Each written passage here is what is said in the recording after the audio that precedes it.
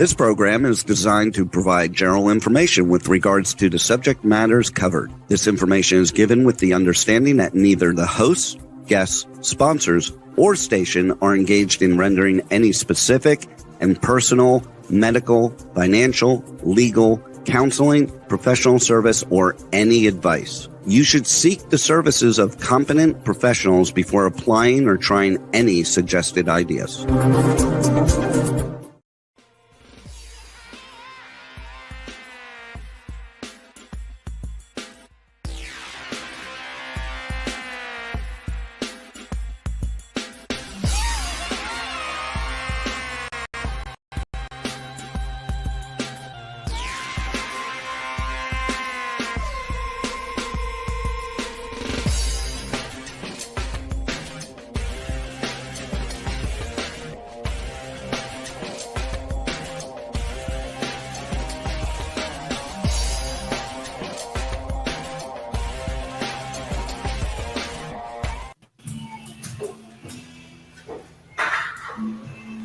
Could you lower the music again?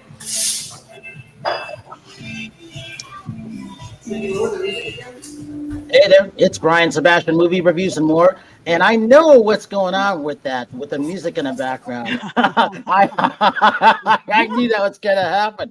So this is, every show is special. So Rachel, this is show number 51. Next week will be this is show number 50. Next week's 51, and then the next one is 52 out of 52 weeks. And it's going to be really interesting with that.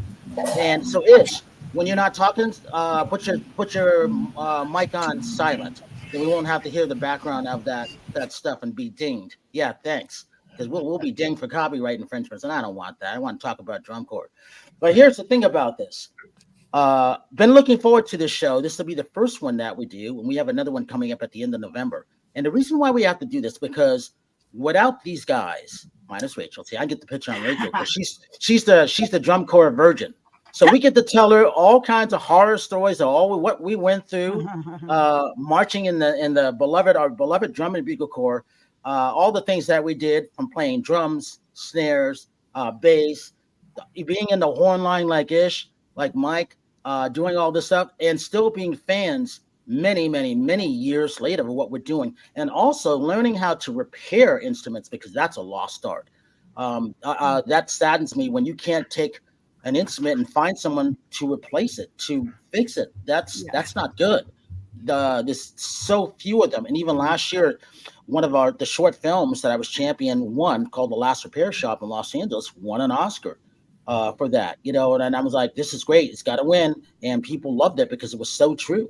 But before that, we got to talk about all this stuff. So yes, we are broadcasting live on over 100 outlets as usual around the world. I'm in Atlanta this week. Last week I was in Los Angeles. The week before that I was in Vegas. The week before that I was in Los Angeles. The week before that I was in Illinois. So it never ends. I'm done traveling for the year. But the fun thing about this, it's always about, we're on always live, never taped. Sort of like Memories. Remember that commercial? It's almost like that. So, Talk for TV, Talk for Media, K for HD Radio, and streaming on iTunes 247, Worldwide TV Network, and WomenOnTV.tv around the world. So the fun thing about this, we get a chance to talk about the AFI Film Festival. You guys will like this because we played some of the music. John Williams, you know him.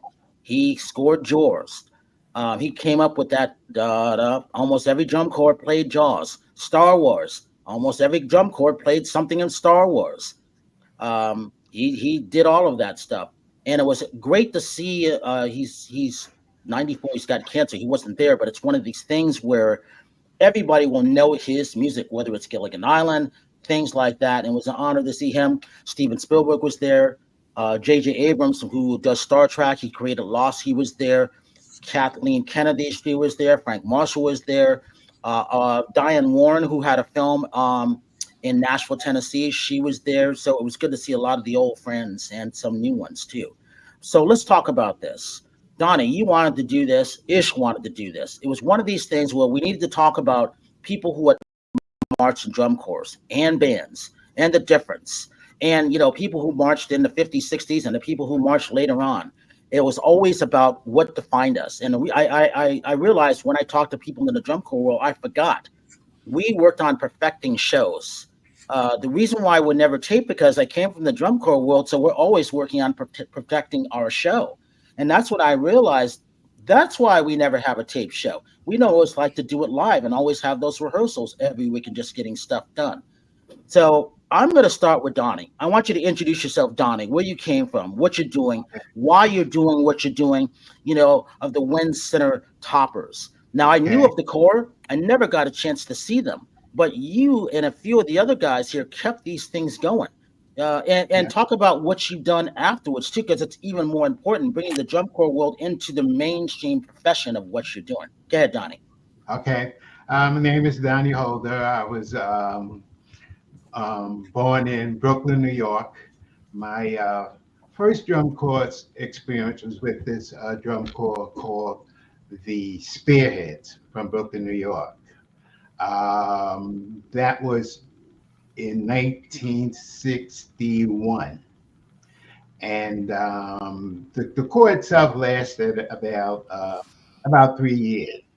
We were managed by a person named Bobby Cephas. He was a member of the original Wynn Center Toppers. And in the Wynn Center Toppers, the founder of the Wynn Center Toppers, they had two founders, which Mr. Sidney Austin and Mr. Joe Tucker. Mr. Austin came to instruct the Spearheads at the request of Bobby Cephas, who was a member. When the Spearheads disbanded, most of the people in the corps, about half, decided, well, we wanted to go, and me in particular, to the Wynn Center Toppers because of Mr. Sidney Austin. He was teaching us, and I wanted to go wherever he went. So in 1964, I went to the Wynn Center Toppers. We were competing, first initially a parade corps, and then we became a competing corps. One of the most important things about the drum corps then is they were focused on youth from the community. You didn't have to know how to play a drum. You didn't have to know how to play a horn, and most of us didn't. But when we went into the Wynn Center Toppers, and they were sponsored by the Police Athletic League at the time. And the Police Athletic League provided us uniforms and horn, and we were taught from scratch. And because none of us really, unless you already had a little bit of experience, we didn't know how to read music at all. We just came up, they showed us the fingering for the particular tunes, and we just picked it up. It was amazing, that we were able to do that. And then Wynn Center Toppers, there was a yearly parade called the Brooklyn Day Parade. It was sponsored by the churches. And I remember when I was much younger, I used to see the Toppers in that parade. And it was something that really, really stuck with me. I mean, they were amazing, And I guess I was maybe about 9 or 10 at the time. And it was just awesome to see them. I mean, that was one of the things that you look forward to in that particular parade. When you see the Toppers come down. Donnie, hold that thought on the Toppers. So from that, you got to introduce your other two friends now too, because this brings in everybody else. Because the Toppers were an all-black corps. So yes, they get into that. Introduce who the other people your brothers are. Well, right here you have on the top is Gerald Shephard. I guess he'll explain his, but he was from one of the original corps. That's way before me. Lance Tucker is the son of the Wynn Center Toppers, one of the Wynn Center Toppers founders. And recently, we've been having him come and join us on our Zoom, what have you. He's also helped us with information on the book that we have out. We have a book out that we're selling now. And the name of the book is The Wynn Center Toppers Precious Memories of an African American Drum and Bugle Corps. That's being sold on Amazon. See, he's holding it up. Nice. Yeah, and that's being sold now. We had a little problem with Amazon, but now we got it straightened out. It's back on sale. And now, Donnie, hold that thought. I'm going to come back to you. We got to get to everybody else. So, Ish, tell everybody who you are, what's going on. This will be your third time coming on Movie Reviews and More part of us. You march with Blue Devils. Talk about how you started. Well, I started even before then. I started back in 1984. I was 14 years old. I was a baritone saxophone player, and the circus came to town. They did a little presentation on drum corps. Drum corps was only brass, drums, and color guard, the dancers, dancing and saber units. But I played a baritone sax. So I said, how do I do this? So they came in and said, you know what? We're going to offer a free tour, and we'll teach you how to play. I said, well, what do I play? He said, well, you're a kind of small guy.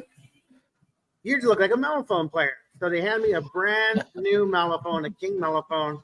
I was so enchanted with having such a beautiful silver new instrument in my hand. I was the first one to ever touch it. And ever since then, I just fell in love with the activity, the instruments, music, and the fact that they taught me how to really enjoy this activity, because I could play in March and actually tour the country to Washington, D.C., Niagara Falls, all kinds of places.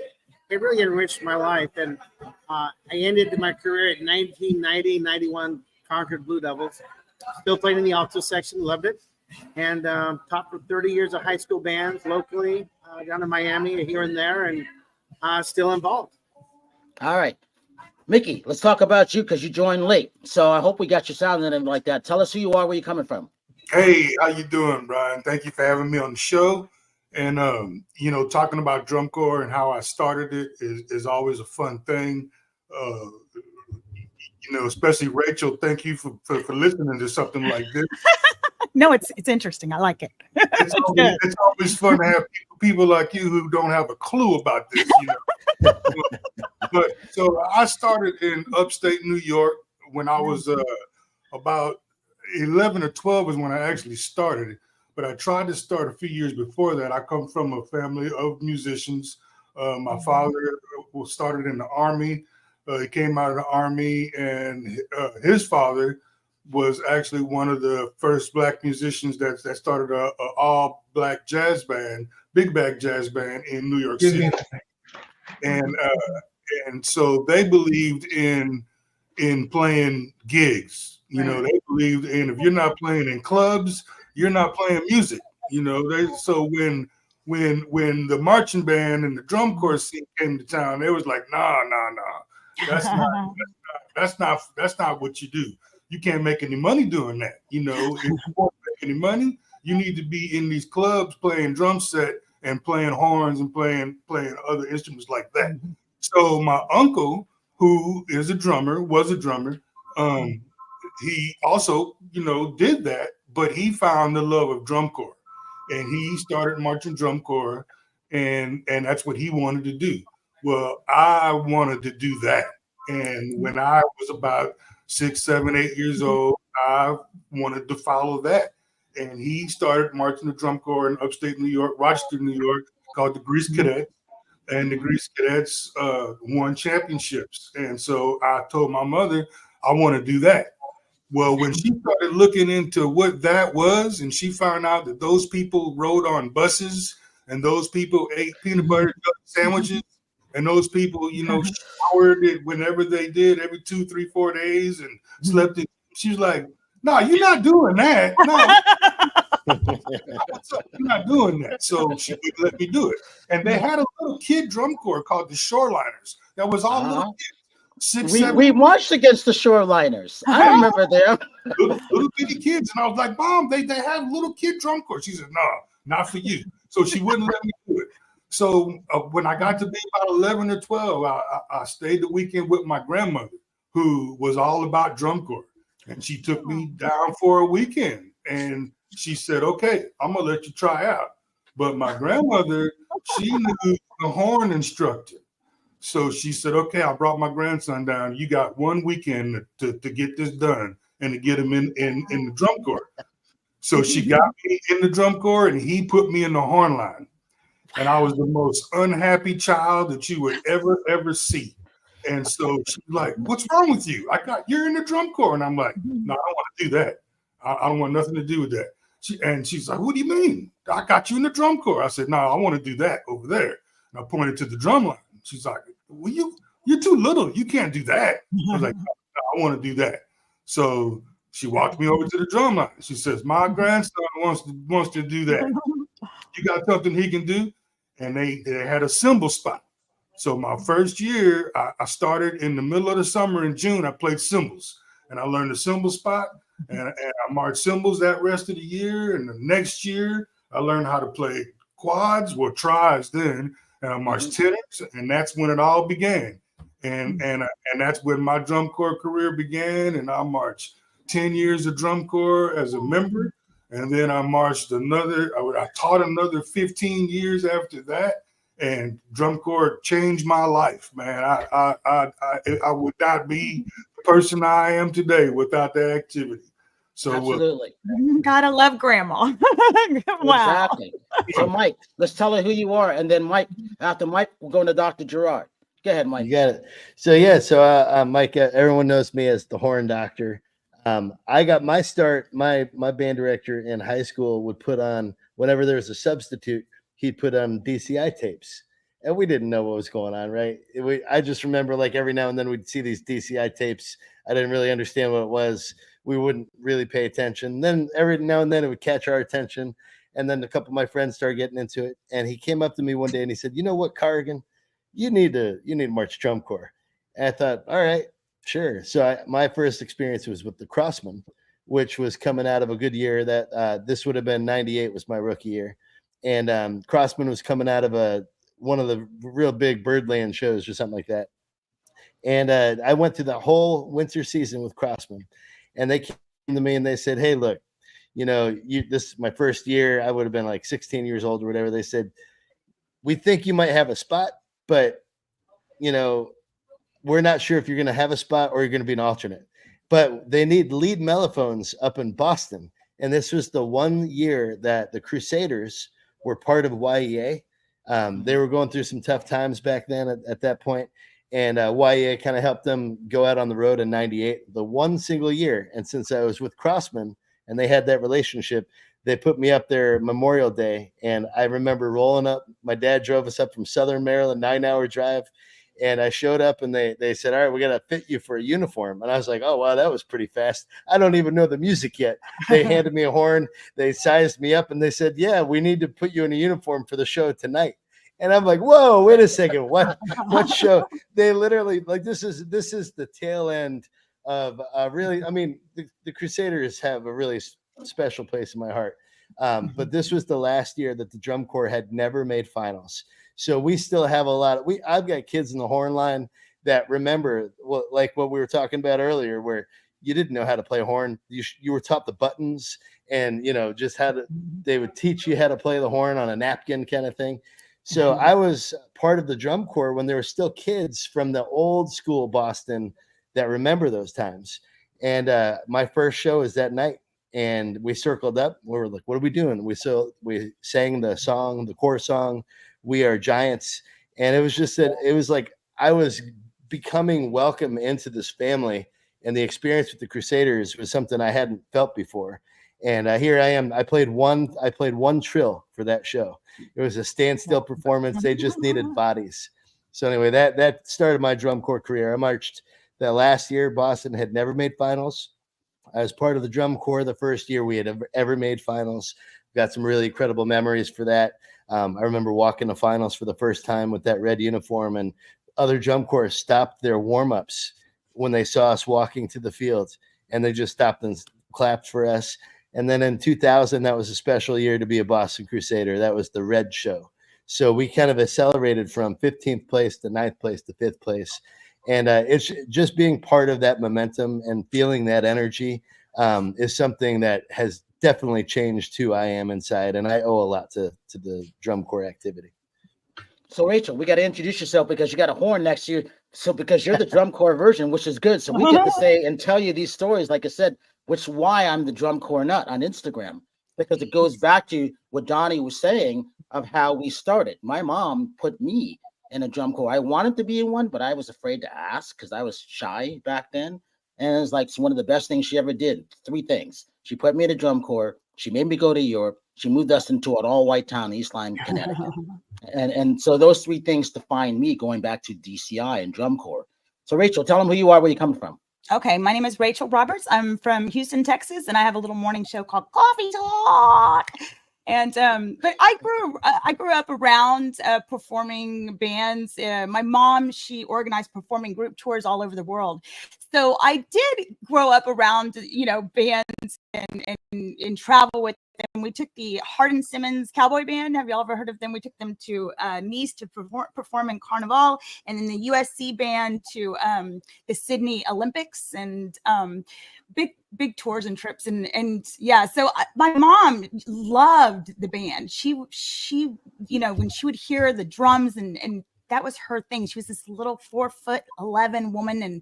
And when I was a kid, I wanted to play, I think I wanted to play the flute or something. And she was like, no. And she got me to play this. Now, this is the same one that I had when I was a kid. And it's a hot mess. Mike, if I send this to you, this thing is all bent up, and look, it's missing like one of the things. It doesn't have.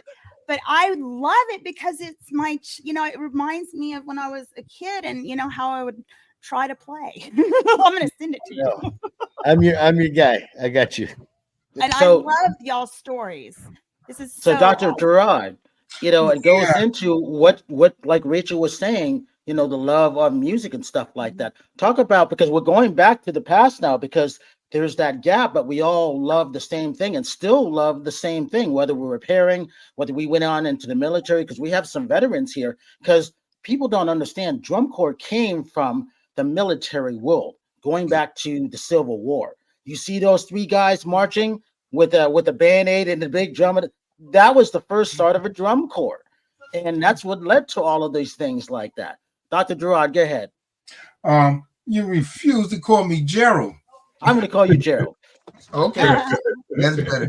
Now, I'm going to go back. I'm the old man in the sea over here. I joined the Wynn Center Toppers in 1956. Wow. And this book that Pastor Lance, we in Bedford-Stuyvesant will address people by their titles. This is Pastor Lance Tucker, but he's a pastor. So I call him Pastor Lance. And in our community, we the churches are a part of everything. Mm-hmm. And we relish in that with other institutions in the neighborhood. And we were very, very lucky because we were almost got a place to practice when other corps didn't. We were PAL Corps, Police Athletic League. Yep. And that building it's still almost like a shrine. It's in the book. If anybody wants to buy it, Pastor Lance held it up. It's in the book. This book, gotta get it. This book and our feelings for the Corps really date with Joe Tucker and Mr. Austin and the way they did things. You talk about the service and the Army and that kind of thing. Mr. Austin went in the service and he became enamored with the non-piston bugle. Mm-hmm. He blew roll call, evening call, bedtime call with a non-piston bugle. When he came back, and even though when he was in the service, he really loved to watch the British march. And he was determined that we would be good marchers because we didn't have a lot of equipment where we could wreck a street with just a leg lift and an arm swing And the arm swing he chose for the toppers was this arm swing, like the guards do at Buckingham Palace. And we were known for that. Even when the horn line didn't do so well, the drummer didn't do so well, marching and maneuver was always top drawer. These two men put their blood, sweat, and tears to a bunch of kids in a poor neighborhood. And like you say, people came out to see you. There was not one time that we came back from a parade that we didn't get off the bus at least 10 blocks away from the center so we could parade for Bedford Stuyvesant. And people would follow us like the Pied Piper and swing those green doors open to the last man and young lady march single file into the center. So I think these are the things that we cherish. We cherish these two men and their memory and the way, as I said, do things. And out of that, we have the son of one of our instructors who pastors a very, very prominent congregation. We have doctors, we have lawyers, we have teachers. They call me doctor because I went to school and tried to learn a few things. I think for that. And so I'm really, really pouring my heart out right here to you guys. But I know this story probably is like, yeah, we heard this before, but this was a tough story at times, but a real, real fun story. We had one parent, we had, what do you call it? The Parents Association. We had one parent, we ran to her house because she made tuna sandwiches, and she made real tuna sandwich, and she cut the edges off the bread. We thought that was so fabulous. So I'm just laying it out because Bedford Stuyvesant gets in the news a lot, but this is the way it was.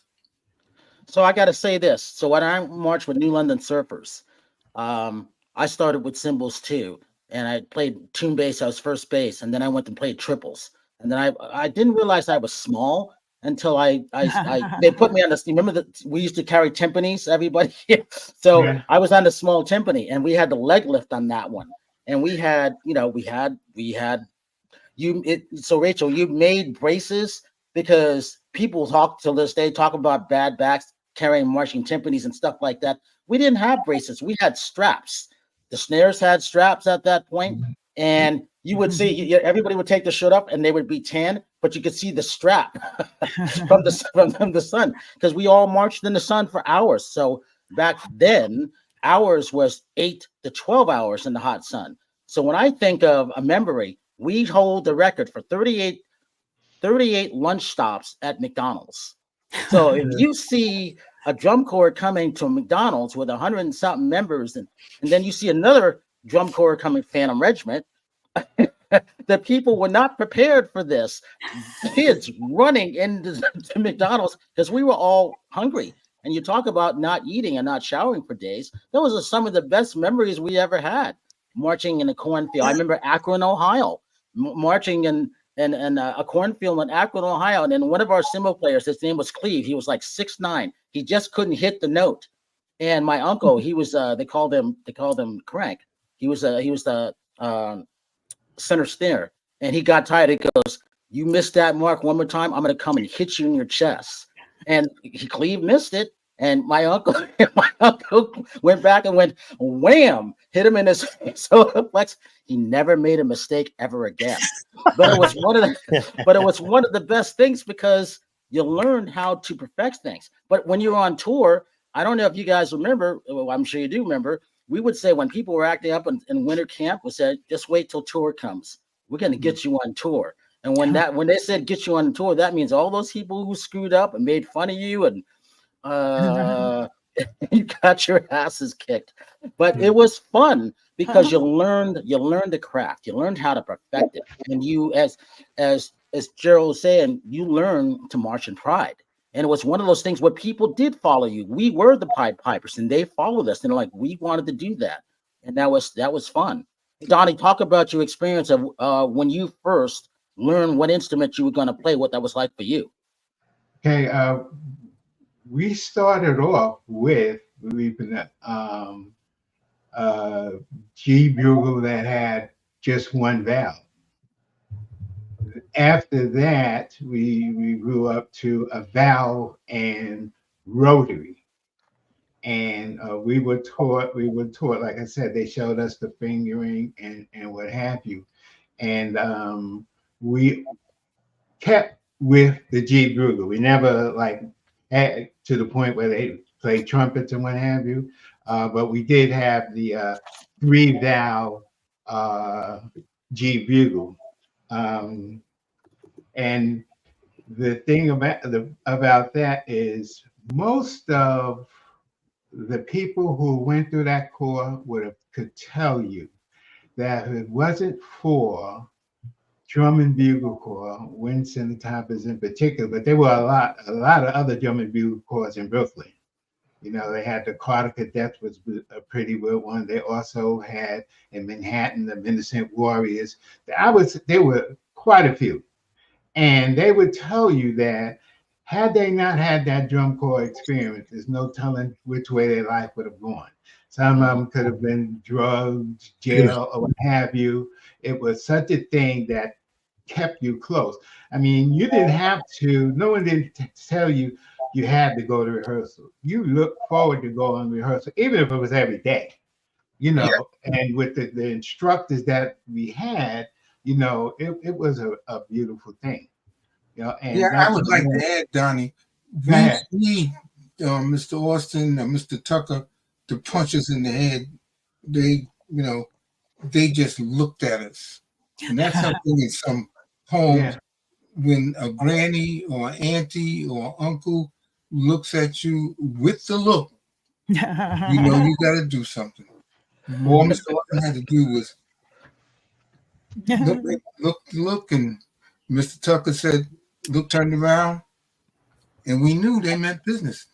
They didn't have to yell and scream or punch anybody.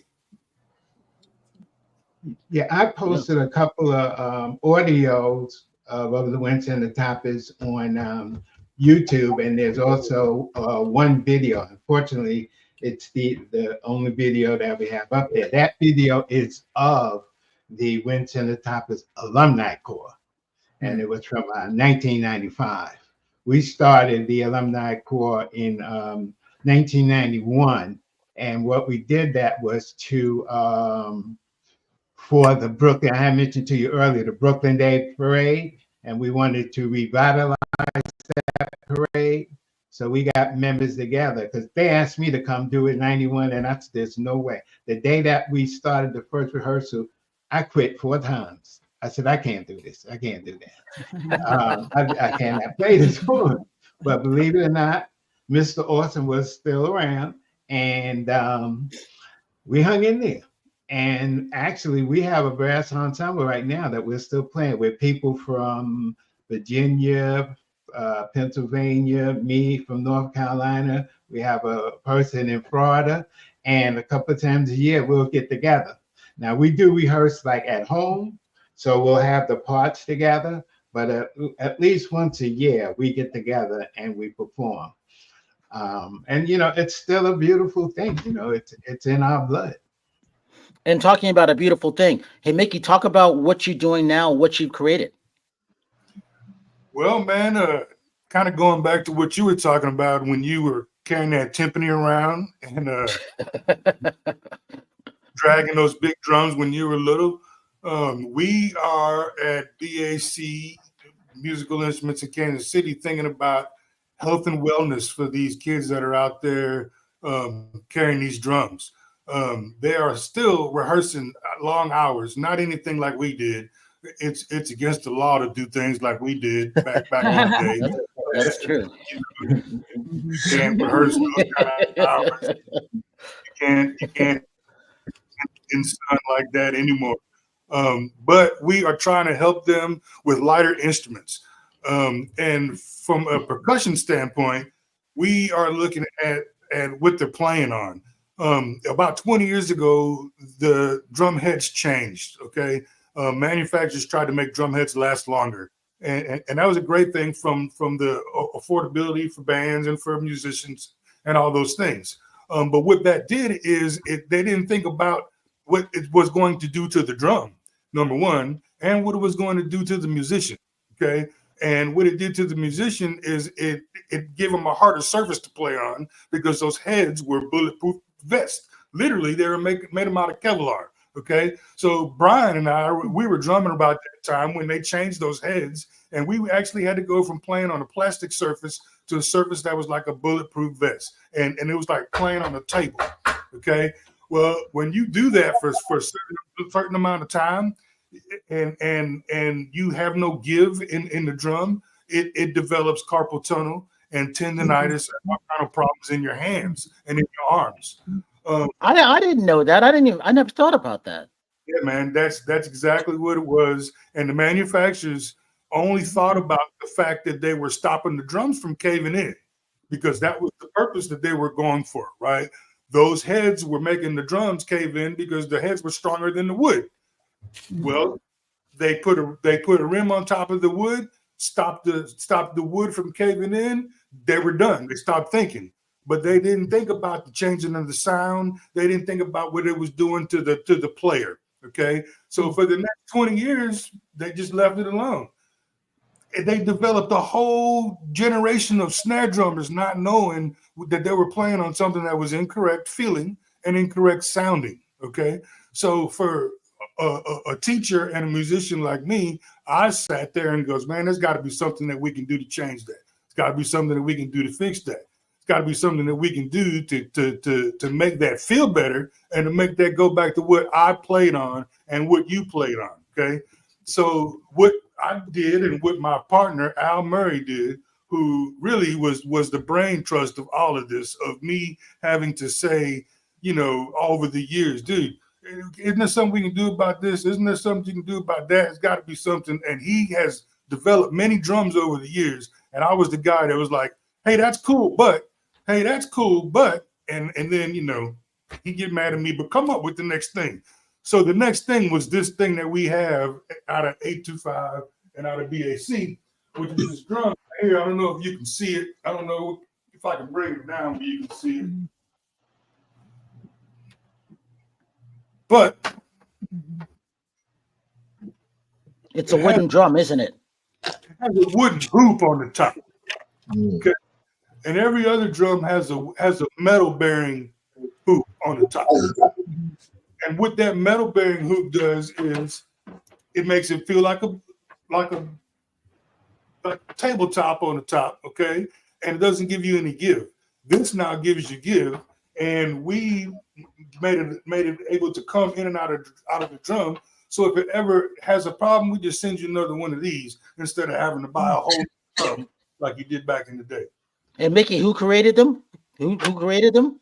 They're 825 BAC is where you can buy them. And myself and Alan Murray created this drum. All right, let's take a look at these photos real quick. And the Horn Doctor, we're going to you next. See, I missed this. These were great things about parades. You look forward to seeing Corps march. Yeah, that's Wynn Center Toppers color guard. Wynn Center Toppers, yes, color guard. You could just tell they were just dedicated. That's another Wynn Center Toppers. That's a look of hard work and pride. Yep. That's also Wynn Center. That's us again. Look at that, those stick levels on those snares and tenors. Mm-hmm. I miss seeing photos like that. You could just tell the dedication and the hard work. Oh yeah, I still teach marching, and that's someone give them a lot of love. You can see it in everything they're doing. Yeah, now that's the Toppers Alumni Corps in Seaside Heights, New Jersey. There in 1995. Hey, Mike, talk about what you did and why you're repairing and why that's important. Because, Corps went from contras to tubas. I still call them contras, even though they're the tubas. Why did people make the changes? Because they stopped finding people to fix the instruments, right? Yeah, absolutely. So I was, again, going back to my experience, I was part of the drum corps when all of the horns, with the exception of the contras with Boston when I first started, were 3 valves. With the contras, though, were the old 2-valve Kings that they were still playing. And I was there when they had made the rule change that allowed you to have, they had all the rule changes. First, it was a 1 piston, then it was the piston rotor, then it was the slide, all the evolution into the 3 valves. But I was there when they said, hey, you can have any amount of valves. They just still have to be in the key of G. So I remember the first day we got the horns that were delivered were delayed.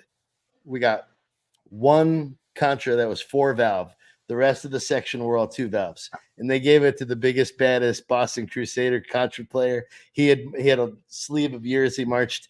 They got it to us during warm up for one of our shows in Beverly, Massachusetts. Everyone was excited. He's rocking and rolling it. So then we start to line up to go to the field, and I remember we wrapped around, and all of a sudden I see this. He was so pissed off. The bell was all fukackled. It was all crushed because he brought the horn down with a lot of intensity and dropped it. So he just gotten it within like the last half hour, brand new, like out of the plastic, and he completely crushed the bell. And I thought, man, that's awful. We were walking around. So that was the planting of the seed for me to think, man, like, how is that going to get fixed? And so I ended up going to school for band instrument repair. There's only 3 schools in the United States, or the world for that matter, that I'm aware of, that teach band instrument repair. So I was still a member of the Boston Crusaders when the corps director asked me, hey, I heard that you're going to school to learn how to fix instruments. And I said, yeah. And he said, well, the truck driver dropped a contra off the equipment bay. What would you need to fix it? So I'm in school in Red Wing, Minnesota. So it's Minnesota State College, Southeast Technical. It's the foremost program in the world. It's the largest. They've got a really great program there. I flew in to Boston for a camp.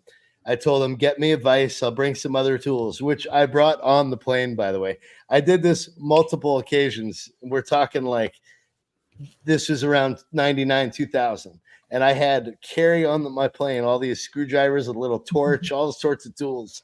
You can't do that anymore. But I remember rolling out the contra bell at that camp and looking at it. The horn line is in rehearsal, and I'm sitting there. I pulled this horn apart. I rolled out the bell, and I'm like, oh, my God, this looks awesome. Corps director walks by, stops, sees the work, and says, oh, man, I'll tell you what. If you fix our horns this summer, I'll cover your tour fee. And I, at the time, was 20, and I'm like, oh, my God, this is huge. So for the last 2 years. Because how much was the tour fee, Mike? Oh, man, it must have been at least $1,500 back then, at least $1,500. I mean, which was a lot at the time, right? So I didn't know how that was going to happen. But, yeah, he said, I'll cover your tour fee. So that summer, I repaired horns for the Boston Crusaders. And then my age-out year, I repaired horns for the Boston Crusaders. And that was some of the girls in the color guard would say, it's the horn doctor. So the horn doctor was kind of my thing that I did. And then I took that on the road. So I got a job in Boston making custom trombones after I graduated from that school. An incredible sounding opportunity. I said, well, I'm in this Boston Crusaders drum corps, and there happens to be a little company that makes trombones. So I took an interview when I was at a camp. The guy offered me a job, and I was like, that's great, but could I'm going to march drum corps this summer. Could I start, when I get back? So that's literally what. So then I aged out. I had been making custom trombones for a year, and I aged out as the horn doctor, and I did all sorts of custom modifications to my own personal mellophone, which was pretty funny. But that's kind of what got me into this role. And then from 06 to 16, so one of my teachers was J.D. Shaw. Several of us have a connection with J.D. He marched Skyriders and Phantom Regiment. And J.D. told Con Summer, he said, I don't want anybody else fixing my horns but this guy, because I was in his horn line, and he knew that I went to school and I did all that. So that turned into the horn doctor. I went on tour for 10 years, traveled all over the country with a mobile repair shop. At one point, I had an ambulance. And that naturally progressed into these companies. I was helping provide guidance from the field And I had the unique skill set of not only was I a repair guy that was passionate about this activity, and I wanted to do everything I could to make sure the kids had horns that worked properly, because I got it. I'm like, this is me. I want to make sure their horns work properly. So I was providing consulting for all the companies saying, hey, look, this is wrong. This is wrong. Here's a trend. You need to reinforce it here or there. And then I was doing all the warranty repairs and fixing instruments. So it was an incredible experience. And naturally, organically, we started making custom horns here in Kansas City under the BAC brand that Ish and Mickey work for. And they're incredible. These are the sales guys I get to work with that help to basically take the energy and excitement of what we're doing to make a positive impact on music education. And Mickey will tell you, he's not a sales guy. He's a truth teller. We're all passionate about this. We all marched drum corps. We know what it takes. If you roll it into a show, you know, you can't, or a rehearsal, you don't want to interrupt the drum corps during ensemble. Oh, you don't want to do that. But, you know, we have the ability to know that and have the insight on this activity that's made it real fun. And you know, hearing Gerald talk about his experience, this is something Mickey and I have both been talking about for a long time. He's actually working right now, and I don't know if we could say it, but we're going to say it. We're developing some stuff for younger kids, Mickey on the percussion side, and we're looking at that. Kansas City Public Schools has not had a marching band in I don't even know how long. And right now they have the conversation of starting up a marching band for the city. And we work with the New Orleans group down in New Orleans. It's called Roots of Music. They work with little kids. They got a marching band. It's an incredible program. We've been working with them since its inception after Hurricane Katrina. We just outfitted that program. And now we're talking about starting a citywide marching band here in Kansas City. So I hear Dr. Shephard talk about his experience and how his life was changed. And it got me a little bit misty-eyed because I'm like, oh my God, like we're about to do this for some kids here in Kansas City that don't have access to all the things that the kids in the suburbs have.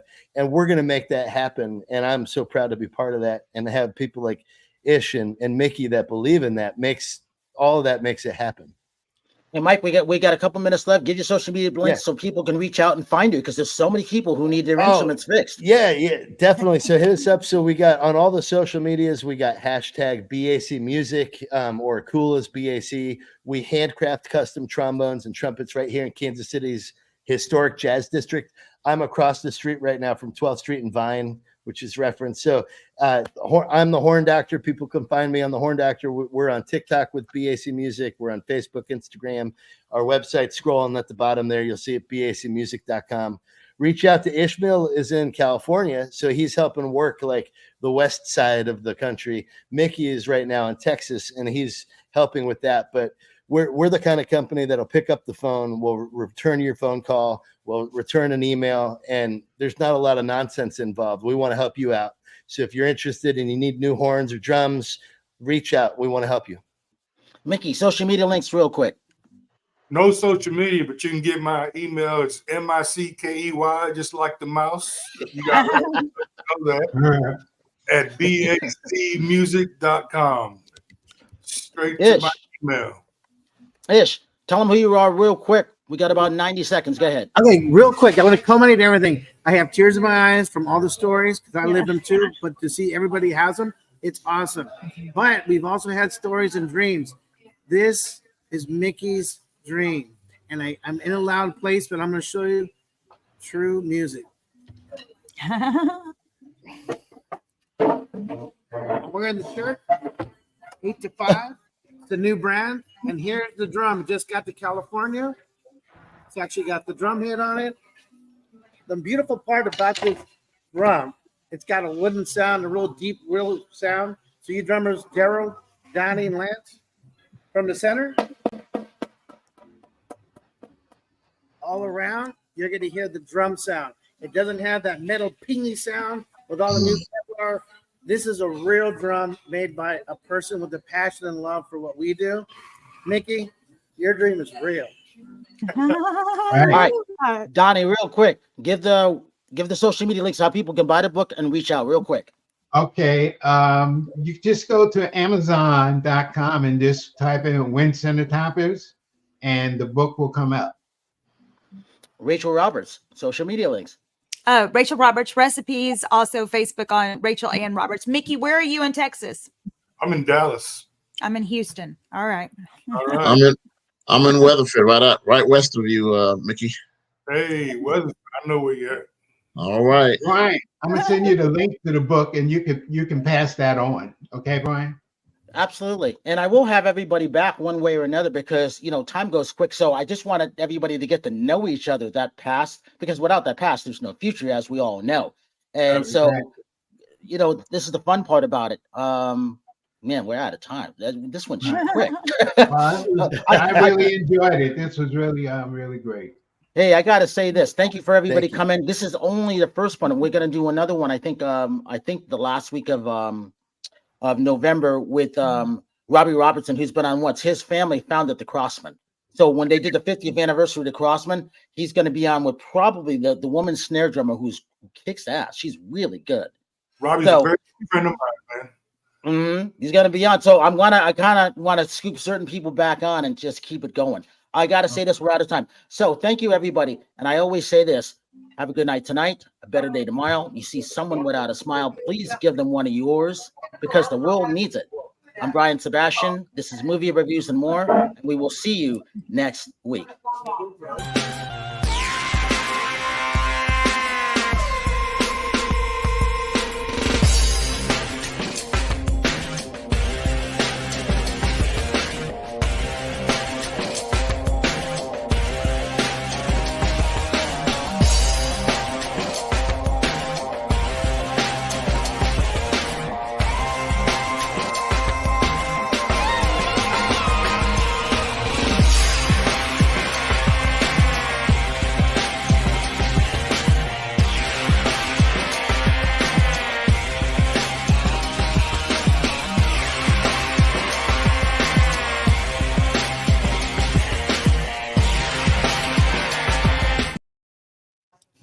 Got 120 million viewers, though. Thank you, Brian. Thank you so much. Hey, Mr. Tucker,